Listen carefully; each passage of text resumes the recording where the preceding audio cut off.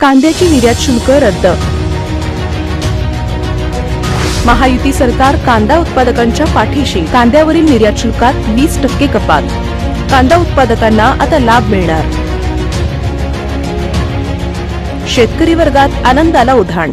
कांद्यावरील निर्यात शुल्क 40%वरून 20% इतके कमी करण्याचा निर्णय घेण्यात आला आहे।